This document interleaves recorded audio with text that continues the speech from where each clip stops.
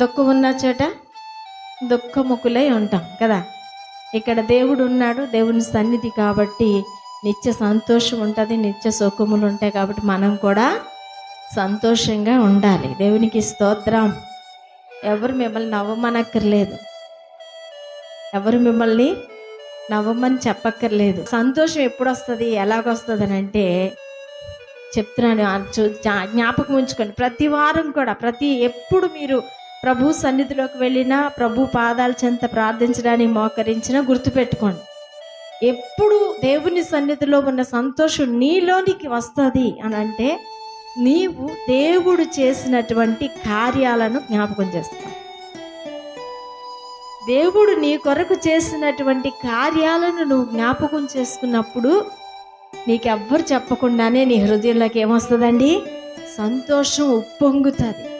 ఒక భక్తుడు పాడతాడు కదా, సంతోషం పొంగింది, సంతోషం పొంగింది. ఎందుకు అంటే యేసు నన్ను రక్షించినందుకు అంటాడు. దేవుని స్తోత్రం కలుగునుగా. దేనికి సంతోషం కలగాలి మనకి లోకంలో చెప్పండి? ఎప్పుడు కలుగుతుంది మనకి? మనం తీర్చకుండా 1,00,000 రూపాయలు అప్పు తీరిపోవాలి. సంతోషంగా ఉంటుందా ఉండదా? ఉంటుందా ఉండదా? మనం ఇంటర్వ్యూ పాస్ అవ్వకుండా మంచి జాబ్ రావాలి, సంతోషంగా ఉంటుందా ఉండదా?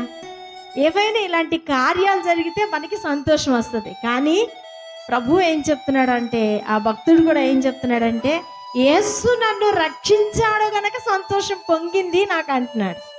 ఇప్పుడు మనలందరినీ ప్రభు రక్షించాడా లేదా చెప్పాలి? రక్షించాడా లేదా? దేని నుండి రక్షించాడండి? దేని నుండి రక్షించాడు? భయంకరమైన నరకం నుండి. కాబట్టి ఎంత సంతోషం ఉండాలి? ఎవరైనా చెప్తే వచ్చేది సంతోషం ఏంటి? అస్సలు కాదు. మనకే రావాలి ఆ సంతోషం. దేవుని సన్నిధిలోనికి వచ్చినప్పుడు మనకి ఎలా వస్తుంది అంటే, దేవుడు మనకి చేసిన కార్యాలను జ్ఞాపకం చేసుకోవాలి. మీరు అనొచ్చు, మాకే కార్యం చేయలేదండి ఈ వారంలో మాకే కార్యం జరగలేదండి పాస్టర్ గారు, లేకపోతే ఈ నెలలో మాకే కార్యం జరగలేదండి, మరి మాకు సంతోషం ఎలాగొస్తుంది, మేమేమి జ్ఞాపకం చేసుకుంటామని అంటే, ఎంతో మంది మనకంటే గనులు, మహానుభావులు, గొప్పవాళ్ళు మరి ఈరోజు చూద్దామంటే కనిపించకుండా మాయమైపోయారు, అదృశ్యమైపోయారు కదా. కానీ మనం ఇంకా ఎలాగున్నాం? సజీవులుగా ఉన్నాం, భూమి మీద ఉన్నాం, అన్నీ చూస్తున్నాం, అవునా కాదా? ఇది చాలదా అండి దేవుడికి మనం వందనాలు చెప్పడానికి? ఇది చాలదా ప్రభువుని బట్టి మనం సంతోషించడానికి? ఇది చాలదా మనం ప్రభువుకి కృతజ్ఞతాస్తుతులు చెల్లించడానికి? దేవుని ప్రేమని ఇప్పుడు నేను పాడిన పాటలో కూడా ఆ మాట కోసమే పాట పాడాను. ఇప్పుడు నాకు ఆ పాట సరిగ్గా రాదు, కానీ అయినా సరే ఆ మాట నచ్చితే ఎలాగైనా పాడేయాలనుకుంటాను. అది నా బలహీనత. దేవునికి స్తోత్రం కలుగును గాక. ఏంటి ఆ మాట అనంటే, ప్రభు ప్రేమను తలపోయొచ్చు. దేవుని ప్రేమను తలపోసుకుంటూ ఆయన కార్యాలను తలంచుకుంటూ ఉంటే మనకు సంతోషం రాకుండా ఉండదు. అలా తలంచడం వల్ల, అలా తలపోయటం వల్ల, అలా కృతజ్ఞతలు చెల్లించడం వల్ల ఏం జరుగుతుందంటే, నూతన కార్యాలు మనకి దగ్గర అవుతాయి, ప్రారంభించబడతాయి. దేవునికి స్తోత్రం కలుగునుగా. హల్లెలూయా, హల్లెలూయా. చెప్పండి, దేవుని సన్నిధిలో ఉన్న సంతోషం మనలోనికి రావాలంటే ఏం చేయాలి? చాలా సింపుల్గా ఒక మాట చెప్పాను మీకు. ఏంటది? దేవుడు చేసిన కార్యాలు. అస్సలు నాకేం చేయలేదండి అని మాత్రం చెప్పకండి. అస్సలు నాకేం చేయలేదని చెప్పడానికి ఇక్కడున్న ఎవ్వరూ సరిపోం, అవునా కాదా? ఖచ్చితంగా మన జీవితంలో ఎన్నో కార్యాలన్నీ, లెక్క పెట్టలేనన్ని, గుర్తు పెట్టుకోలేనన్ని, సాక్ష్యాలు చెప్పలేనని కార్యాలు ప్రభు చేసుకుంటూ వచ్చారు. దేవుని స్తోత్రం, హల్లెలూయా. ఈరోజు పాముల సాక్ష్యాలు ఎక్కువైపోయాయి. దేవునికి స్తోత్రం కలుగును గాక. నేను కూడా చెప్పాలి పాము గురించి. ఎందుకో తెలుసా? మన మంగళవారం ప్రేయర్ సెల్ కోసం అని చెప్పి బైబిల్ పట్టుకొని, మైక్ పట్టుకొని, మెగాఫోన్ పట్టుకున్నాను ఒక చేత్తో. ఆ ముందే నేను టార్చ్ చేసుకునే వెళ్తాను. అసలు దిగేటప్పుడు అందరికీ చెప్తాను లైట్ లేకుండా వెళ్ళొద్దు అని చెప్పి. అలాంటిది నేను ఒక చేత్తో మెగాఫోన్ ఉంది, ఒక చేతిలో బైబిల్ ఉంది, ఇవన్నీ ఉండడం వల్ల నేను లైట్ ఆన్ చేసుకోలేకపోయాను. అయినా సరే 2 అడుగులు గేటు దిగి కిందకి వెళ్ళేసరికి లైట్ వెయ్యాలి ఎలాగైనా అని చెప్పి నేను లైట్ సెట్ చేసి మొబైల్లో నుంచి ఆన్ చేసేసరికి సగం లోపలికి వెళ్ళిపోయింది పాము. చాలా పెద్దది ఉంది, నా ముందునే ఉంది, మళ్ళీ దూరంగా లేదు. నేను ఇలా ఉన్నాను, పక్కనే గోడ పక్కనే ఉందన్నమాట. చాలా నాకు కనిపించిందే ఎంత ఉంది, నాకు కనిపించిందే నా చేతిలో సగం ఉంది, ఇంత లావు ఉంది పాము, చాలా పెద్ద పాము. సగం లోపలికి వెళ్ళిపోయింది. చూశాను, అరవడానికి రావట్లేదు, ఈ కేక వేయడానికి రావట్లేదు. సరే ఫోటో తీద్దామని చెప్పి మళ్ళీ కెమెరా తీద్దాం అనేసరికి అది మొత్తానికి వెళ్ళిపోయింది లోపల. హల్లెలూయా.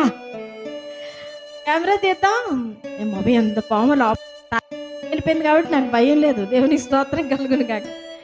కింద వైపే ఉంది, తోక వైపే ఉంది కాబట్టి భయం లేదులే అనుకున్నాను. అనుకొని కెమెరా ఆన్ చేసేసరికి మొత్తం వెళ్ళిపోయింది. దేవునికి స్తోత్రం కలుగును గాక.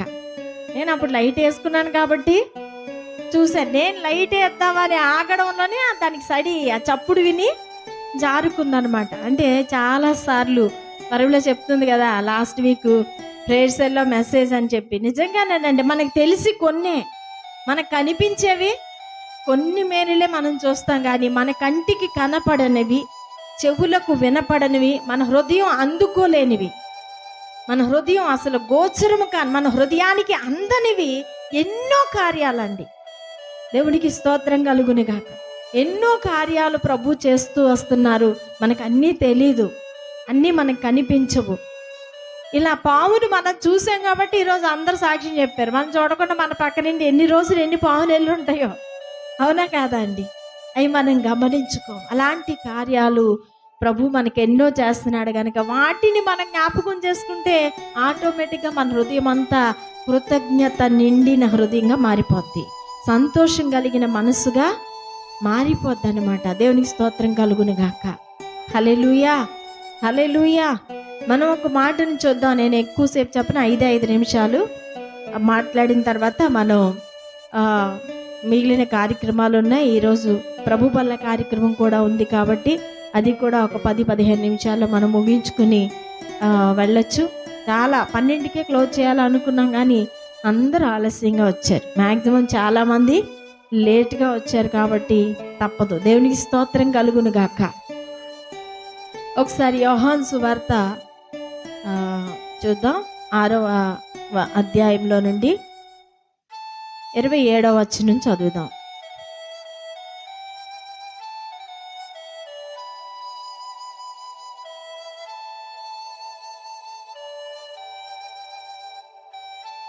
యోహాను సువార్త 6వ అధ్యాయం, పేజీ నంబరు 86. గ్రేసి చదువుతుంది చూడండి. క్షయమైన ఆహారము కొరకు కష్టపడకుడి గాని నిత్య జీవము కలుగజేయు అక్షయమైన ఆహారము కొరకే కష్టపడుడి. చాలు. దేవునికి స్తోత్రం కలుగునుగా. హల్లెలూయా, హల్లెలూయా, హల్లెలూయా. అందరూ చూసారా వాక్యాన్ని? యోహాను సువార్త 6వ అధ్యాయము 27వ వచనం. అక్కడ ఒకే ఒక మాట ఉంది, మనకి చాలా అవసరమైన మాట, మన జీవితాలను నడిపించే మాట, మన గమ్యానికి చేర్చే మాట, అసలు గమ్యం ఏంటో తెలియపరిచే మాట. ఆ మాటను మనం చాలా జాగ్రత్తగా గమనించినట్లయితే చూడండి. క్షయమైన ఆహారము కొరకు కష్టపడకుడి గాని నిత్య జీవము కలుగజేయు అక్షయమైన ఆహారము కొరకే కష్టపడుడి. హల్లెలూయా, హల్లెలూయా. కష్టపడడం ఏంటండి? కష్టపడడం జరుగుతుందా లేదా? ఇది లోకంలో జరుగుతుందా? కష్టపడడం. తెల్లవారు లేస్తే శరీరాన్ని కష్టపెట్టుకోకుండా ఎవరైనా ఉంటున్నారా? ఉండగలమా? ఎందుకు అంటే కష్టపడితే తప్ప కడుపు నిండదండి, అవునా కదా? కష్టపడితే తప్ప కడుపు నిండదు. ఎవరు చేశారు ఇలాగా? మీరు ఎప్పుడైనా అనుకున్నారా? మీరు ఎప్పుడైనా అనుకున్నారా, ఎందుకు వచ్చిందిరా బాబు ఈ కష్టపడితే కానీ కడుపు నిండట్లేదు, ఎందుకు ఇది ఎవరు చేశారు అనుకున్నారా? చాలామంది కోపంలో ఎవడ పెట్టాడో కానీ ఇది అంటుంటారు. కొన్ని నచ్చలేదు అనుకోండి, కొన్ని ఆలోచనలో, కొన్ని పద్ధతిలో, కొన్ని విధానాలు నచ్చలేదు అనుకోండి, వీళ్ళకి నచ్చలేదు అనుకోరు, లేకపోతే వీళ్ళకి చేత కాలేదు అనుకోరు. ఏమంటారు? ఇది ఎవడ పెట్టాడో కానీ భలే పెట్టి మమ్మల్ని చంపుతున్నారండి బాబు అంటారు. హల్లెలూయా. ఎవరు పెట్టారండి ఇది అని అంటే, కష్టపడి కడుపు నింపుకోవడం ఎవరు పెట్టారు తెలుసా? దేవుడే పెట్టాడు. దేవునికి స్తోత్రం. ఎవరికి పెట్టాడు? ఎవరికి ఇచ్చాడు? ఫస్ట్ ఆదాముకు చెప్పాడు. బాబు ఆదాము గారు, మీరు చాలా మంచోళ్ళండి, చాలా చక్కటోళ్ళు, నేను చేసినప్పుడు బాగానే ఉన్నారు, మధ్యలో మీకు కొంచెం ఆశలు కలిగాయి కాబట్టి, కొంచెం రూట్లు మారారు కాబట్టి, దారి తప్పారు కాబట్టి, ఆదాము గారు మీరు కష్టపడితే తప్ప మీ చెమట బిందువు నేల మీద పడితే తప్ప నేలలో నుండి నీకు ఆహారం పండదు, భూమి నీకు ఫలాలు ఇవ్వదు, పంట ఇవ్వదు. నువ్వు కష్టపడి నీ చెమట నేల మీద చిందించాలి అని చెప్పి దేవుడే మనిషితో చెప్పాడు స్వయంగా.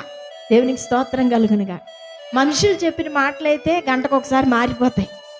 దేవుడు చెప్పిన మాట తరాలు మారినా, యుగాలు మారినా, పర్వతాలు తద్దరిల్లిన, పర్వతాలు తొలగిపోయినా, మెట్టలు తద్దరిల్లిన, ఏది ఏమైపోయినా మాట మాత్రం మారదు. ఎవరి మాట? మన మాట. ఎవరి మాట అండి? దేవుని మాట. భూమి తల్లకిందులైపోయినా ఆయన మాట మారదు. ఆయన చెప్పాడు కష్టపడాలి అని ఆ రోజు ఆయన చెప్పాడు. నిజంగా ఈరోజు మనిషి అంటున్నాడు కూటి కొరకేనండి కోటి విద్యలు అని. కూటి కొరకేనండి కోటి విద్యలు అంటున్నాడు. ఆ కడుపు నిండడం కోసం రకరకాల ఉపాయాలు, రకరకాల మార్గాలు, రకరకాల పనులు, రకరకాల వ్యాపారాలు, రకరకాల పరిస్థితులను ఎదుర్కొంటూ లోకంలో మనిషి తెల్లవారు లేచిందాని నుంచి రాత్రి పడుకునేదాకా కష్టపడుతూనే ఉన్నాడు. కొంతమంది కళ్ళలో కూడా కష్టపడతా ఉంటారు. కళలు కూడా కొంతమందికి పని చేస్తున్నట్టే వస్తాయి. దేవునికి స్తోత్రం కలుగు. పని ప్రీతులు అన్నమాట. పని అంటే చాలా ఇష్టమైన వారు, పనిని ప్రేమించేవారు. దేవునికి స్తోత్రం కలుగును గాక. ఇక్కడ చూస్తే దేవుడు చెప్తున్నాడు, క్షయమైన వాటి కొరకు కష్టపడకుడి గాని అంటే అక్కడ ఏదో ఉందని అర్థం. దేవునికి స్తోత్రం కలుగును గాక. అక్షయమైన నిత్య జీవాన్నిచ్చే ఆహారం కోసం కష్టపడాలంట. దేవునికి స్తోత్రం. హల్లెలూయా. దేనికోసం అండి? క్షయమైన ఆహారం అంటే ఏంటి? మన శరీరానికి మనం పెట్టి పోషిస్తున్నాం కదా. క్షయం అంటే అయిపోయేది, కొంతసేపు పోతే ఇంకా కనిపించనిది. అక్షయమైనదంటే ఎప్పటికీ పోనది, శాశ్వతమైనది, స్థిరమైనది అన్నమాట. దేవుడు అంటున్నాడు అంతలో కనుబడి అంతలో మాయమైపోయే దానికోసం మీరు అనవసరంగా కష్టపడకండి. అక్షయమైన దానికోసం, నిత్య జీవాన్ని మీకు ఇచ్చే ఆహారం కోసం కష్టపడండి. ఇప్పుడు చెప్పండి, క్షయమైన ఆహారం అంటే ఏంటి, అక్షయమైన ఆహారం అంటే ఏంటి? ఒక ప్రశ్న. దీనికి మీరు ఆన్సర్ చెప్పేస్తే మనం ముగించేసుకోవచ్చు. నేను ఎక్కువసేపు మాట్లాడిన ఈరోజు.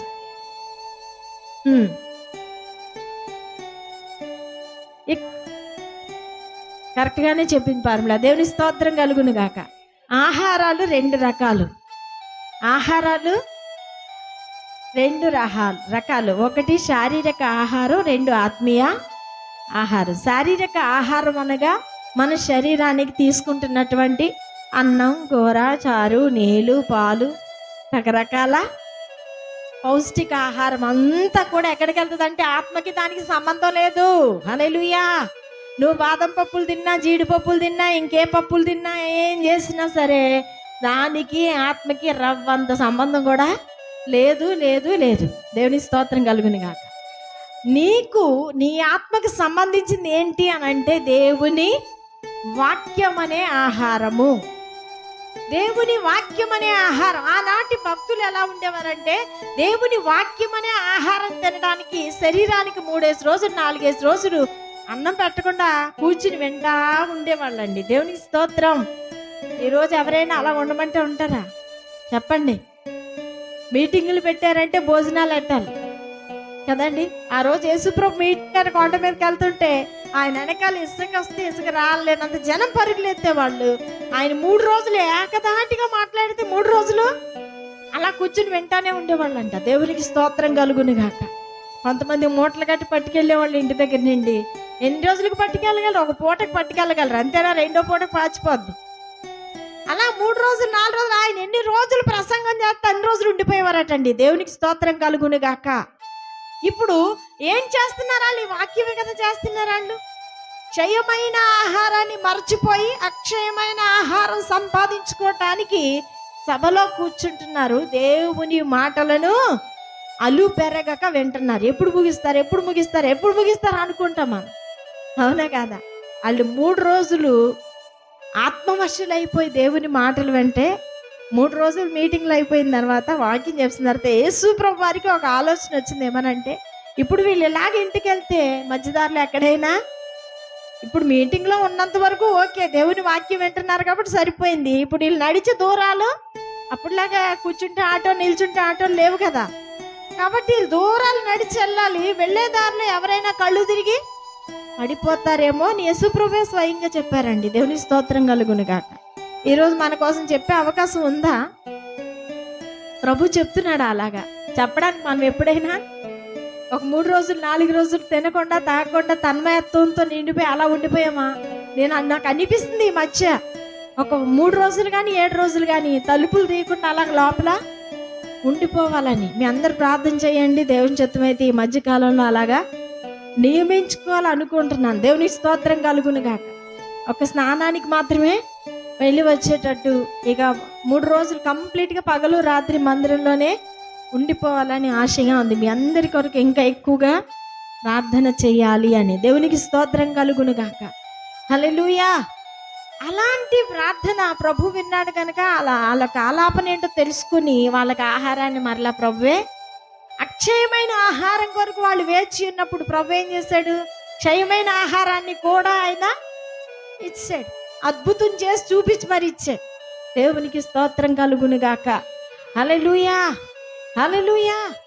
ఈరోజు ప్రతి ఒక్కరూ కూడా కష్టపడుతున్నాం. దేనికోసం అని అంటే ఆ కడుపు నింపుకోవడం కోసమే కదండి.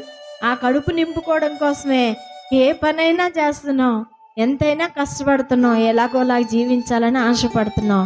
అయితే ప్రభు వాక్యం చెప్తుంది ఈరోజు ఏమనంటే, క్షయమైన ఆహారం కోసం కష్టపడడం కాదు, కానీ అక్షయమైన నిత్య జీవాన్ని నీకు ఇచ్చే ఆహారం కోసం, నిత్య జీవంలోనికి నిన్ను నడిపించే ఆహారం కోసం నువ్వు ప్రయాసపడు. అంటే వాక్యం వినడానికి ప్రయాసపడు, వాక్యం చదవడానికి ప్రయాసపడు, వాక్యం చెప్పడానికి ప్రయాసపడు, ప్రార్థన చేయడానికి ప్రయాసపడు, ఉపవాసం ఉండడానికి ప్రయాసపడు. నీ జీవితంలో ఏదైనా పొందుకోలేకపోతున్నావా? ఎంత అడిగినా నీ వల్ల కావట్లేదా? ప్రభు ఇంకా కనికరించట్లేదా? నీకు అనిపిస్తుందా? అయితే ఒక్కసారి జ్ఞాపకం చేసుకో. ఒక్కరోజు నీవు నీ ఇంట్లోనే లేకపోతే నీ మందిరంలో వెళ్ళి తలుపులు వేసుకొని సిద్ధపడి ఒక రోజంతా నువ్వు మోకరించి ప్రార్థన చేయి, ఉపవాసం ఉండి ఎలాంటి కఠినమైన కార్యమైనా సరే ప్రభు జరిగించి తీరుతాడు. దేవుని స్తోత్రం కలుగును గాక. దయ్యాన్ని వదలట్లేదయ్యా అని వెళ్ళి అడిగితాను. ఈ ఉపవాస ప్రార్థన వలన తప్పక దేని వలన అవ్వదని చెప్పాడు ప్రభు. అంటే అంతకంటే మొండి కార్యాలైనా సరే ఉపవాస ప్రార్థన వలన జరగలేనిది ఏది కూడా ఉండదు. క్షయమైన ఆహారం కోసం కాదు, కానీ అక్షయమైన ఆహారం కొరకు